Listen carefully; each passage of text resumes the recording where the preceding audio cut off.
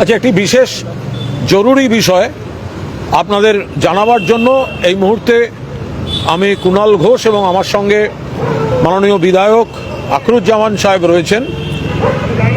তো এখন যে একটি সমস্যা, আমরা যেটা বারবার বলছি যে সব ধর্মের সমান অধিকার আছে, সাংবিধানিক অধিকার আছে তাদের ধর্মের রীতিনীতি পালনের। তো আপনারা জানেন এই কুরবানি সংক্রান্ত সামনেই মুসলমানদের যে রয়েছে কর্মসূচি, সেখানে কিছু নিষেধাজ্ঞা রাজ্য সরকার বলবৎ করেছেন। তো আমাদের একটা পরিষ্কার বক্তব্য ছিল এবং মুসলিম সমাজের নেতাদেরও একটা বক্তব্য ছিল যে কে কার ধর্মের কোন রীতি আছে সেই জায়গাটা রাজ্য কিভাবে এতটা হস্তক্ষেপ করতে পারে। আপনারা এ রাজ্যে বলছেন বন্ধ, আবার সেই জিনিসই আপনারা বিপুল পরিমাণ ভারত সরকার রপ্তানি করে বিপুল পরিমাণ বিদেশি মুদ্রা অর্জন করছেন। এই দ্বিচারিতা কেন? এর সঙ্গে ধর্মীয় ভাবাবেগ থেকে রীতি অভ্যাস সব জড়িত। তো এই জন্য যে মামলাগুলি কোর্টে হয়েছিল তার মধ্যে অন্যতম একটি মামলা করেছিলেন বিধায়ক আখরুজ্জামান নেত্রীর নির্দেশে, এবং মাননীয়া দলনেত্রী মমতা বন্দ্যোপাধ্যায় তার মতে ধর্ম যার যার, উৎসব সবার। মানুষ, বিভিন্ন ধর্মের মানুষ এখানে থাকেন, এক একজনের এক এক রকম খাদ্যাভ্যাস, এক একজনের এক এক রকম ধর্মীয় রীতি, তারা তাদের মতো করে পালন করবেন গণতান্ত্রিক দেশে। তো আখরুজ্জামান যে মামলাটি করেছেন তাতে একটি তাৎপর্যপূর্ণ রায় আজ কলকাতা হাইকোর্ট দিয়েছে। আমি বিষয়টা আপনাদের শুধু বলে, আখরুজ্জামান সাহেব তার বিস্তারিতটা বলে দিতে পারবেন, যে কলকাতা হাইকোর্ট যে রায় দিয়েছেন তাতে কিন্তু আখরুজ্জামান সাহেব যে আবেদনটি করেছিলেন সেই আবেদনটিকে যথেষ্ট গুরুত্ব এবং মান্যতা দেওয়া হয়েছে। 1950 সালের যে পশু হত্যা সংক্রান্ত এ সংক্রান্ত যে আইন, তার 12 নম্বর ধারায় বলা রয়েছে যে সমস্ত বিষয়গুলি যা যা আছে আছে আছে আছে এইগুলো মানতে হবে, এটা মানতে হবে, এটা মানতে হবে, কিন্তু 3টি বিশেষ ক্ষেত্রে রাজ্য সরকার ছাড় দিতে পারে, শিথিল করতে পারে। তার মধ্যে একটি হচ্ছে উৎসব, ধর্মীয় উৎসব। একটি হচ্ছে ধর্মীয় উৎসব, অর্থাৎ 1950 সালের আইন কন্ডিশন যাই থাকুক, সবকটি কন্ডিশন যা যা আছে, বাট 3টে ক্ষেত্রে সেটা শিথিল করতে পারে। তার মধ্যে একটি হচ্ছে ধর্মীয় উৎসব।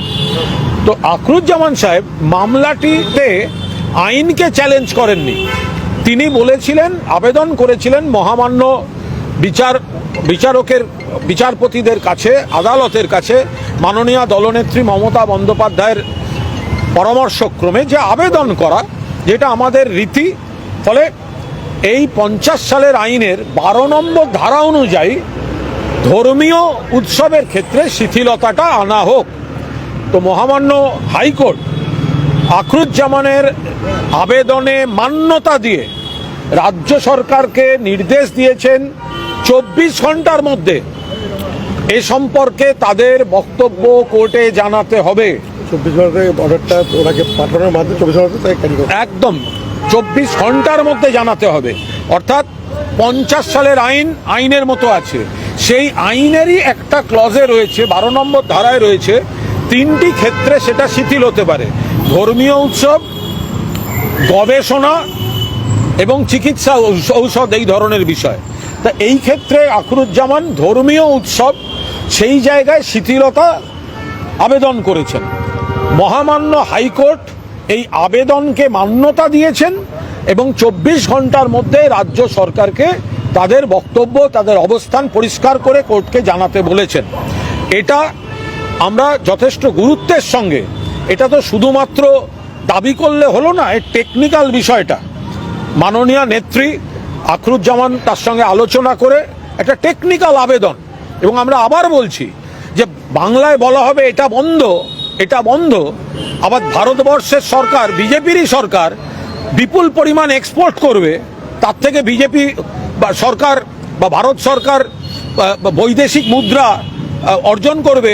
প্রথম 3টি বৈদেশিক মুদ্রার ক্ষেত্রে এই বিষয়টা গুরুত্বপূর্ণ হয়ে উঠবে, আর বাংলায় এসে বলবে না আমরা করতে দেবো না। এই দ্বিচারিতাটা কেন?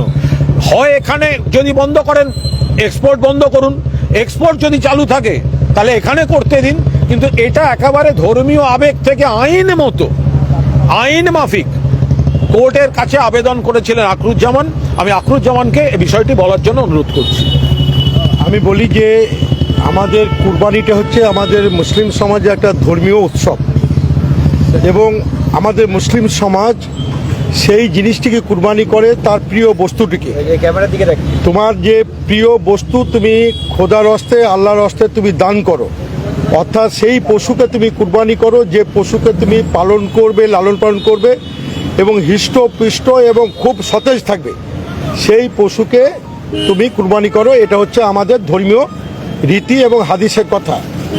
গভর্নমেন্ট যে 13 তারিখ একটা নোটিফিকেশন করে বলে দিয়েছে 1950 সালে 50 এই যে পশু আইনটা, এবং তার সঙ্গে একটা হাইকোর্টের 18 সালের অর্ডারকে এটা ট্যাগ করে বলে দিয়েছে যে স্ট্রিক্টলি ফলো করতে হবে এই আইনগুলোকে ফলো করতে। এই আইনগুলোকে ফলো করতে গেলে কি হচ্ছিল, 14 বছরের বয়সের অধিক পশুকে হত্যা করতে হবে, ভেটেরিনারি সার্জন তাকে আইডেন্টিফাই করে তাকে সার্টিফাই করবে, সেই সার্টিফাইকে আবার মিউনিসিপ্যালিটির চেয়ারম্যান, পঞ্চায়েত সমিতির চেয়ারম্যান জয়েন্টলি সেটাকে যদি এগ্রি করে তাহলে তুমি পশু হত্যা বা এই সরকারিটা করতে পারবে।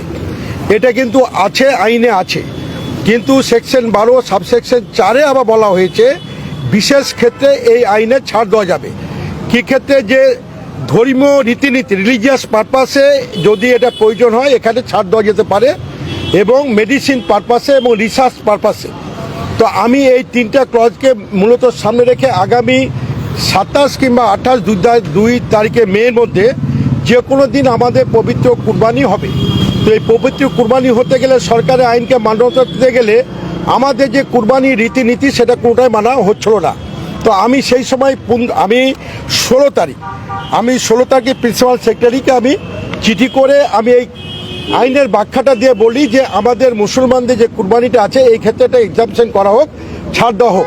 সরকারের পক্ষ থেকে কোনো হেলদোল যখন না থাকে, আমি আমাদের নেত্রী মমতাদির সঙ্গে আলোচনা করি। মমতা ব্যানার্জি আমাকে নির্দেশ দেন যে তুমি সরাসরি সুপ্রিম কোর্টে যাও, একটা ধর্মীয় ভাবাবেগে আঘাত দেওয়া হচ্ছে, তুমি এটাকে হাইকোর্টে তুমি জনস্বার্থে মামলা এটা কেস করো। আমি নেত্রীর পরামর্শ মোতাবেক আমি কলকাতা মহামান্য হাইকোর্টের ডিভিশন বেঞ্চের চিফ জাস্টিসের ঘরে আমি এই কেসটা ফাইল করেছিলাম। গতকাল এটা হিয়ারিংয়ে এসেছিল, রাজ্য সরকার সময় চেয়েছিলেন যে তাদের কিছু ডাইরেকশন টেকনিক্যাল ব্যাপারগুলো তাদের প্রয়োজন আছে। আজকে এর সাথে অনেকগুলো কেস আজকে হিয়ারিং হয়েছে। তো আমার কেসটাতে মূলত আমি যে রিপ্রেজেন্টেশন দিয়েছিলাম গভর্নমেন্টকে 16 মে, সেই রিপ্রেজেন্টেশনটাকে কোর্ট স্পেসিফিক বলে দিচ্ছে যখন এই কোর্টের অর্ডারটা ডিপার্টমেন্টে পাঠানো হবে, পাঠানোর 24 ঘন্টার মধ্যে এটাকে কনসিডার করার জন্য মহামান্য উচ্চ আদালত আজকে গভর্নমেন্টকে নির্দেশ দিয়েছেন। এটা আজকে আমাদের মুসলমান সমাজের যাতে আগামী দিনে স্বচ্ছভাবে এই আমাদের উচ্চ আদালতের রায়কে মান্যতা দিয়ে যাতে মুসলিম সমাজ তাদের রীতিনীতিকে মান্যতা দিয়ে কুরবানি করতে পারে। আমি আশা করব রাজ্য সরকার এই কোর্টের অর্ডারকে মান্যতা দিয়ে এই সুযোগটা মুসলিম সম্প্রদায় ফেস্টিভ্যালে কোনো যাতে বাধাপ্রাপ্ত না হয় সেদিকে লক্ষ্য রাখবেন।